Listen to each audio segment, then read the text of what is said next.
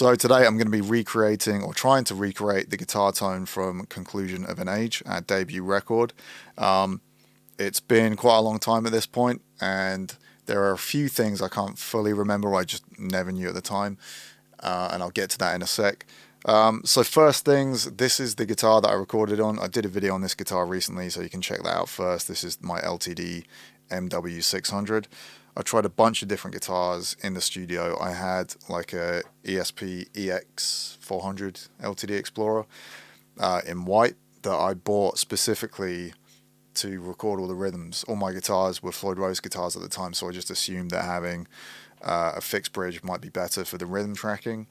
Having said that, when I A-B'd all the guitars that I had, this one stood out by far as the best sounding for the sort of guitar tone that we're after, and just really tight, articulate picking without it being like overtly percussive or too thin or too annoying and scratchy, scrapey, or like more modern djenty stuff where the attack for me is like a bit too much, but the attack was kind of just right and like well rounded on this guitar. So this is kind of the main reasons behind why my signature model with ESP is a bolt-on neck, older body, and a maple neck. It's those components that I think really gives me the guitar tone that I like. Another thing that played a big part at the time was when we went in the studio. Previously, when the band first started, we played in drop B for the first 3 years. Then we moved up to drop C. Then on the EPs, we did drop D, and then we moved up to E just for Conclusion. And up to that point, I've been playing 10 to 52s in E standard. And we kind of realized in the studio when we were setting up the tone on the first day that the thicker strings were just a bit too much like scratchy and scrapey sounding, and the thicker the string, especially when they're tight, you'd get a bit more of that kind of left hand movement and noises coming through. So some people might just kind of assume that thicker strings means a thicker tone, but we've found that it's the opposite. Like thinner strings, sometimes you get a bit more like thump and low end out of them, and like the articulation is pretty good still. So I ended up using 10 to 46s, which is kind of standard for E standard tuning. I wouldn't say that's particularly thin or anything, but it's definitely thinner than a 52 on the low string. The big problem with this though, and I thought that I wasn't going to be able to track guitars, was because I've been playing 10 to 52s that were quite tight and they responded really well to all the fast, thrashy guitar, and they responded really well to all the right hand, thrashy kind of fast picking stuff. Problem that I then had though was because I was so used to using these thicker strings with high tension for all the really fast galloping, thrashy picking, when I switched to thinner strings, it was actually a lot harder to control the string because it wasn't, moving back into place as quickly as a thicker gauge. And I found that I had really bad RSI in my forearm. I had to get like loads of deep heat and like sweatbands and do whatever I could to try and like make sure that I could keep going for the whole session. And like the first few days I didn't think that my wrist was going to get better, and it did. But yeah, it's actually trickier to play fast rhythm on thinner strings, so something to consider. If you're like learning and you want to play fast, maybe get some thicker gauge strings. You'll kind of figure out the movements on that and then maybe go back to playing thinner ones later on. I don't know. Anyway, so we recorded the guitars for the record through a Randall Ultra XL amplifier. So it was, I think Ultra XL is the name of the module. It was I think it's maybe called a RM100. So it's basically one of those modular amps where it had like 3 different slots where you could put different modules. And I think the one we tracked through was called the Ultra XL.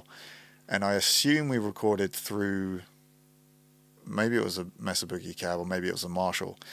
Either way, when it came to the mix, the Randall just wasn't cutting it for me. It didn't really have that kind of like kind of fatness to it that I really wanted. So in the mix, I was speaking to Scott through, I forget which messenger, like AIM or something, I can't remember. I was just like, I think you need to reamp the guitars. So he reamped 2 of the tracks, so it's quad track guitars. He reamped 2 sets through the 5150, kept 2 tracks of Randall, even that wasn't good enough. We had to do the whole record reamped through the 5150.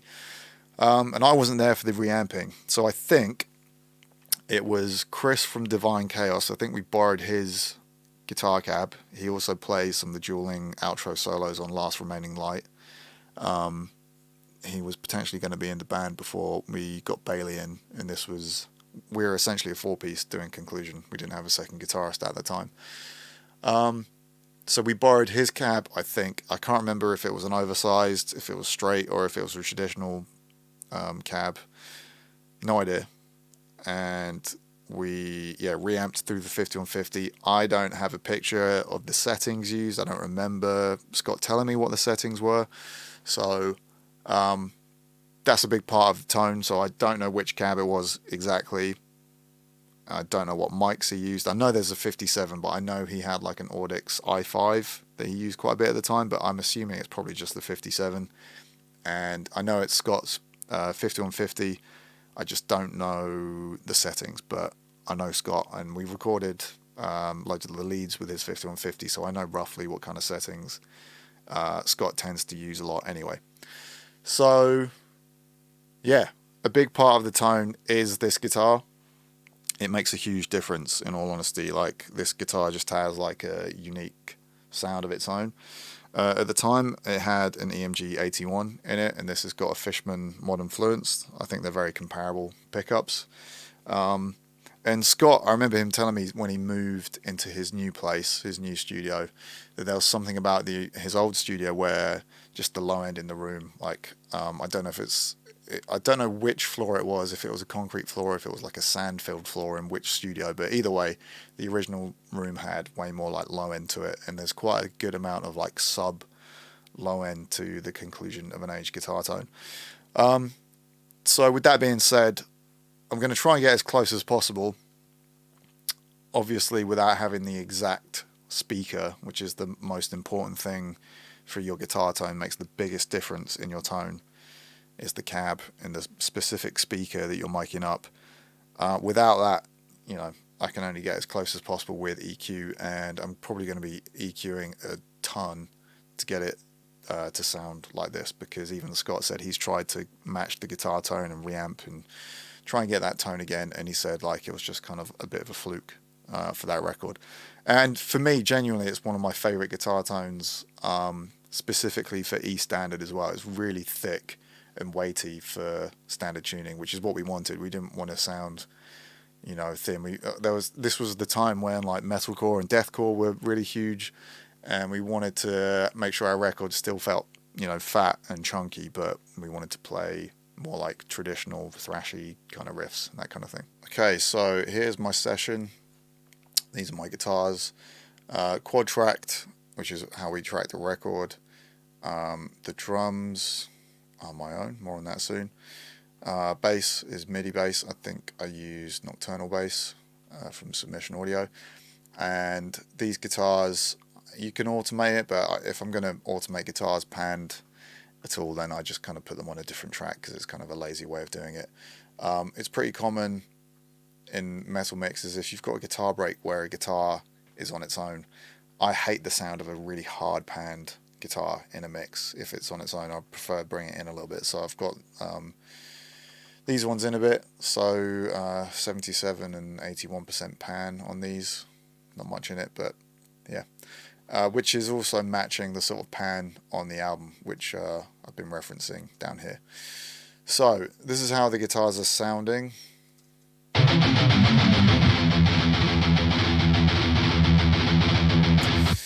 And that's kind of like the finished tone I went with. And these are all the EQs that I've got. I've got 3 different lots of EQ going on. So first things first, I'm just going to get into the plugin. So I use my plugin just because it's obviously got a 5150 and various Mesa Boogie cabinets. The main thing I did was loop a section from the album,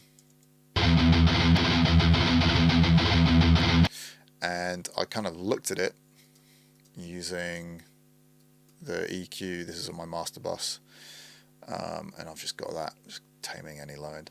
So this is what I did. I looked at the original album guitar tone, kind of the main thing I was looking for was the high end, which is how close to the center of the mic, how close to the center of the guitar cab I wanted to mic up. So it's quite a dark tone in terms of where the drop off is, or the roll off is on the high end. There's not really much, you know, from 6K. It's quite a big drop off there. So didn't want to go too close with the guitars. So when I say too close to the center of the cone when I'm micing them up. So this is how mine sounded at the source. So I was kind of looking as I was doing it. I always kind of like to have this EQ running when I'm setting up a guitar tone, just because it takes a lot of the guesswork out of it. It's great to use your ears, and I bang on about that a lot, but at the same time, when you kind of know what you're looking for, it really takes the guesswork out of it. And sometimes, you know, it can be, you can have been doing mixing during the day, or you might have been doing all kinds of stuff that means that your ears might not be as fresh or in tune with, you know, what you're going for. So having a frequency analyzer to kind of see where you're going wrong, if you know what you're looking for, is helpful. So these are the kind of settings that we use. I've spoken about this a ton on this channel. I predominantly use an SM57 to mic up cabinets. I favour vintage 30 speakers, particularly in Mesa Boogie cabs. These are two components that are full of mid-range, so you don't need tons of mids coming from this amp. There's still loads of mid-range in the tone. So even though that looks really, really scooped, it's not coming out as a really scooped sound. And I'm still going to be scooping some mids out anyway later.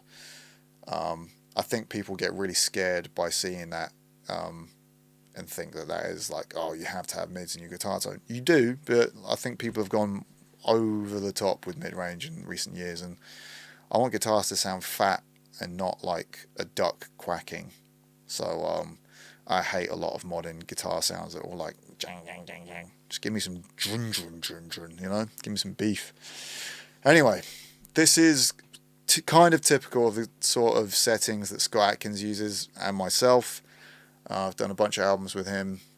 I've seen like pictures of other bands in the studio where I've been like, I like that guitar tone, Scott, and then I'll see what settings he's got on his amp. So this is how it sounds, this is how it looks. So I would always rather go too dark with the mic placement and brighten up the guitar tone in the mix than have a really bright, fizzy guitar tone and then try and tame it with EQ. So what I was mainly looking for was the roll off here in the top end, where it starts to, you know, roll off in this kind of 5 to 6K area. And I was kind of looking for a characteristic in the top end that kind of got as close to the album tone as possible. So I found this blend of the speakers worked the best between two different SM57s on two different cabs.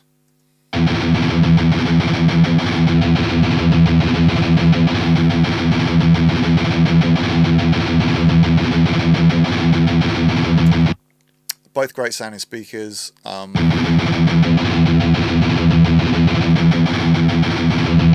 So this one has less in that kind of like 2.6 area, which there isn't a lot of in the album tone, and this one has more of a similar kind of curve in this area to the album tone, so that's why I kind of did a blend. I think it was about that. Cool, so that is the amp settings. Oh, and another thing I forgot to mention, when we recorded the record, we used, I don't think it was a Maxon, I think it was maybe an Ibanez one, but they're, you know, pretty similar. They're doing quite a subtle thing in the context of how we use them. Tone all the way off, and I've said this before on the channel, rolling the tone all the way off on one of these types of pedals is not the same as your tone being all the way off on your guitar, which sounds kind of really muffled and undefined. That doesn't necessarily, this tone control on this pedal is not the same as that, and it's still very articulate and tight sounding. It doesn't sound like Obituary or anything, but that is something that I remember that we definitely did on the record. So that is the kind of basics of the setup from the amp, cab and pedal point of view. So, you know, copy these settings if you want to try this. And from here on out, it was just a matter of kind of, I guess we can say, extreme EQ to try and match the album tone exactly. So I'm going to open up, this is my guitar bus, so this is where all the processing is happening. So the first thing, C4 multiband compressor, this is taming the palm mute kind of area.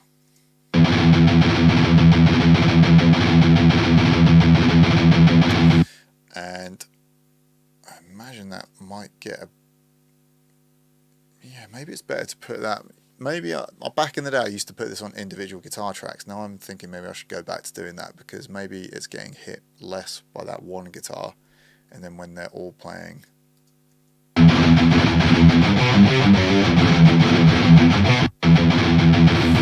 yeah, okay, I've learned something there, that I might go back to putting this on individual tracks, because this is on the guitar group, and the way I've mostly used this is on a section like this, and it's responding to the input of 4 guitar tracks stacked up on top of each other, whereas this part here where the guitar's isolated is not ducking as much. So therefore you should probably set it to the individual channel. I'm learning here myself. So anyway, let's check out this area of chugging then. I'm just going to loop it.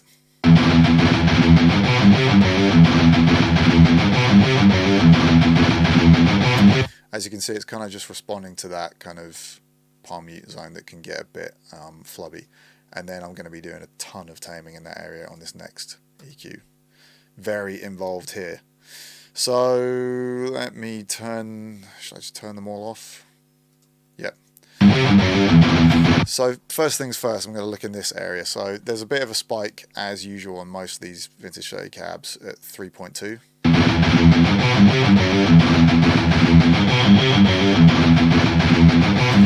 And another one around 2.3, always pretty harsh.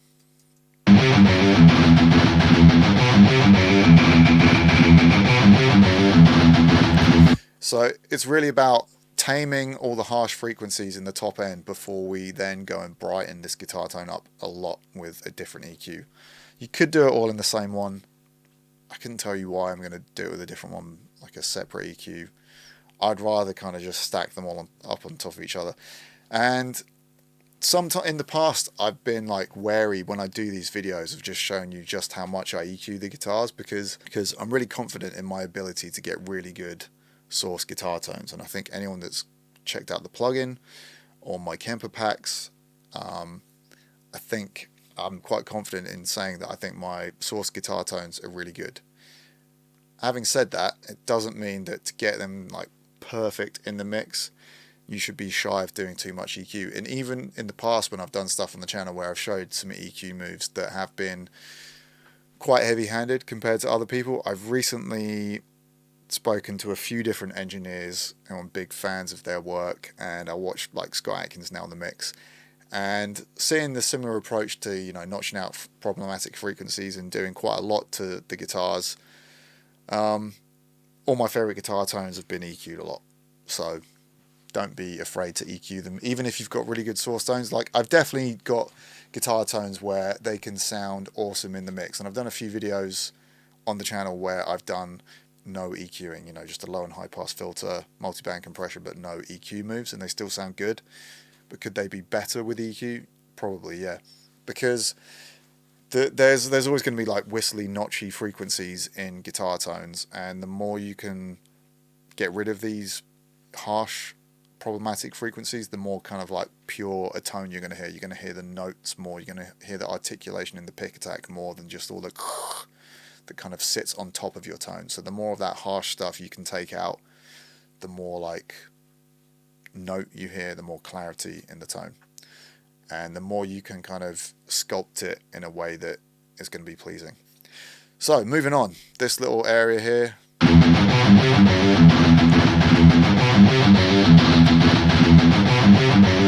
just a bit harsh, and this dip here at 6.2.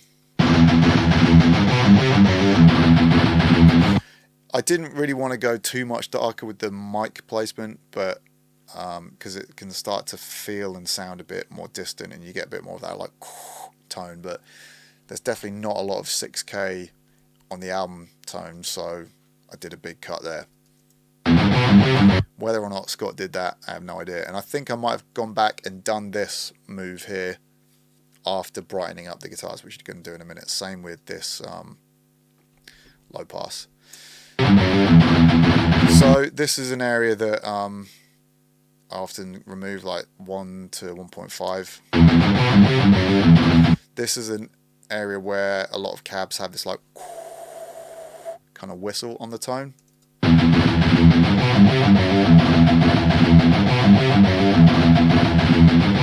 So that's always worth kind of seeing how much you can leave in, because it can add like quite a pleasing, I don't know, a bit of articulation to like your pick attack, and it can give a bit of a hardness, but too much of it you're going to hear just like whistling. Then I'm going to scoop out some mids down here. This is actually a really notey area, but because of how the tone's looking, it really needed a bit more of a scoop. So as you can see, from even though the mid-range on the amp was on like 1, I'm still scooping out a ton more mids in with this EQ. Next, we're going to check out this area. This is like the kind of palm mute problematic area where I've got a dynamic EQ, which is doing a similar thing to the multiband compressor.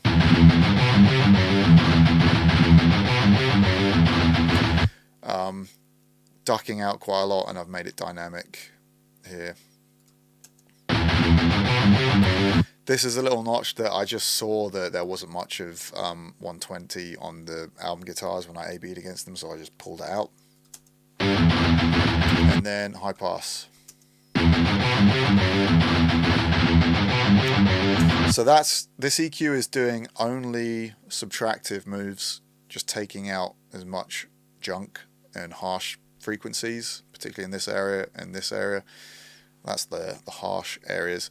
So when I come to brighten up the guitars, I'm not going to be afraid to boost too much high end, because I'm not hearing like really horrible frequencies coming through. So I use this SSL style EQ, and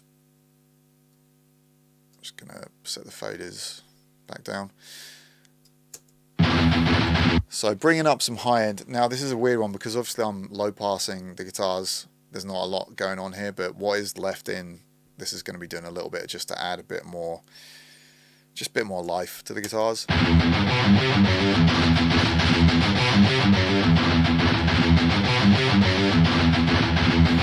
And this is kind of the teethy kind of bite area of the guitar tone, usually between 3 and 4K. We're at 4K exactly there, but I don't think this EQ lines up perfectly with like the Fab Filter EQ, which I guess is a bit more honest, and this is probably going to be replicating some values on maybe a hardware unit where the values don't necessarily line up exactly, and I'll show you actually on this area this does not line up with what it's saying it does anyway, which is no slight. I think this is a great plugin, and it's kind of just like maybe emulating how outboard gear is, but this is anyway. I'm going to put that high end in this area.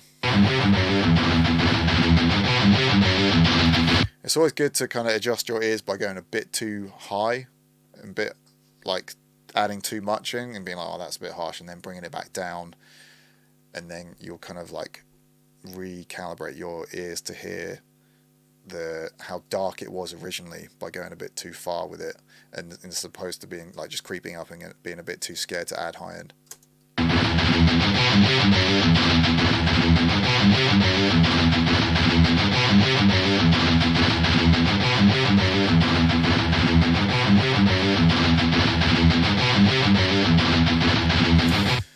Cool.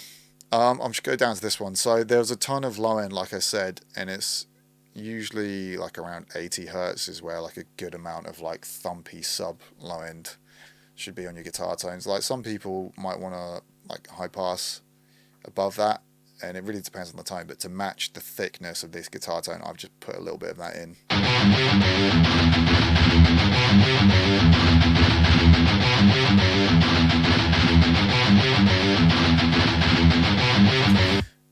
And I'm just going to open up a different EQ here just to show you the values on this not necessarily lining up. So if I make this Q really narrow and I just pull it all the way out,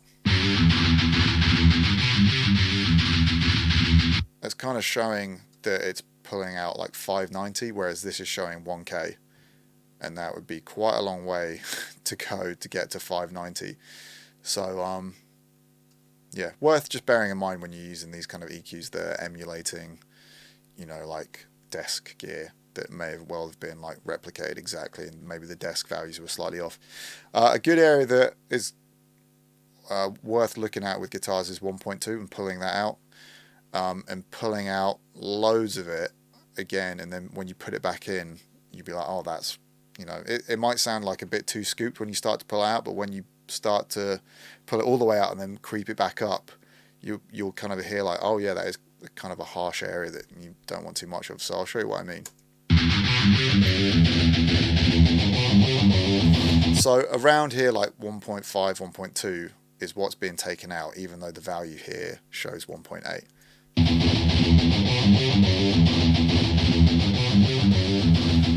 So I'm going to creep this back in, and when we get to the neutral point, you might see what I mean about actually this area. Like when the moment you start to scoop it, you're like, oh, that sounds a bit too, maybe a bit too Pantera. But as you approach the neutral point after having it scooped all the way, you can kind of hear why that might be an area that you might want to look at scooping in your guitar tone.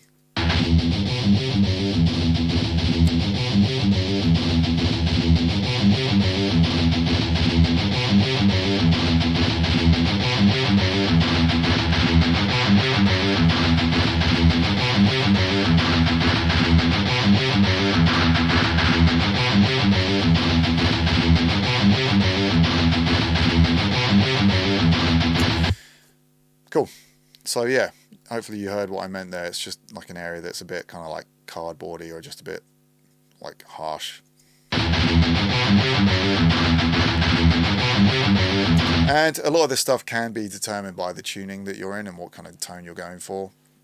Being in E standard, you can get away with a bit more of like a thick guitar tone, and thick usually means scooping out some mid-range from various places. Having boosted quite a bit of high end, these kind of dips were more specifically the last part of EQ to emulate some of the curves on the album tone. So there was a big cut here at 1.6 when I did a EQ match. Same at 2.6 and 4.1. So this could have been just how the guitar cab is. Some guitar cabs, some vintage days just have a nice cut in this area. I mean, it's just the way that speaker sounds. I definitely have a speaker where there's nothing going on in this area. So either this could have been something Scott cut in the mix, or it's just how the speaker sounds.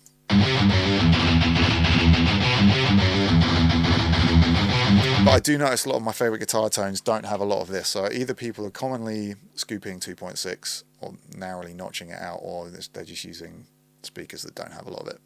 And this was a kind of like whistly frequency.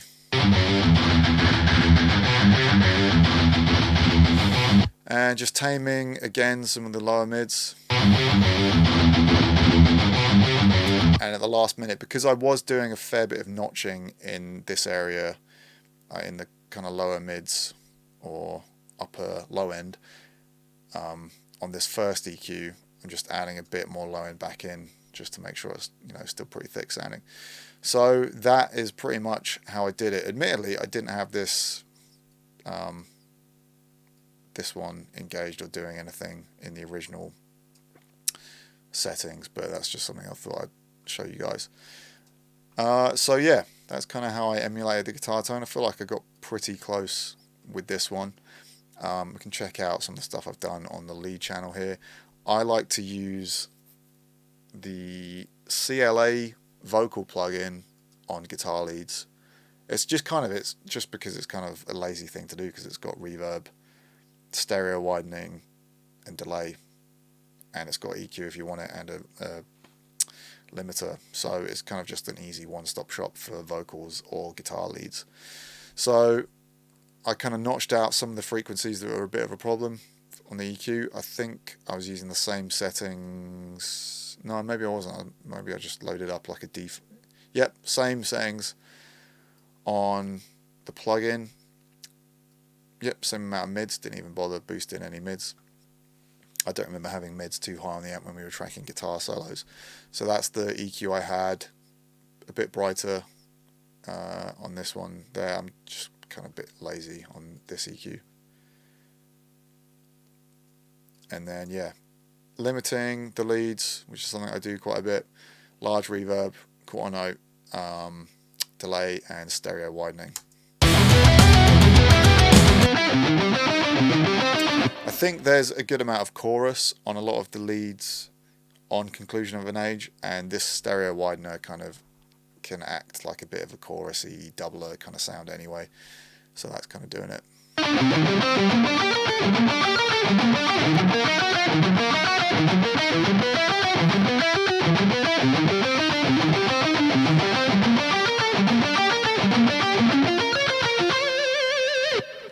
All rhythms done. How long did it take? 12 days. 12 days. I think. Yeah, no, this guitar's wicked. Scott can tell you about the guitar sound. Tight.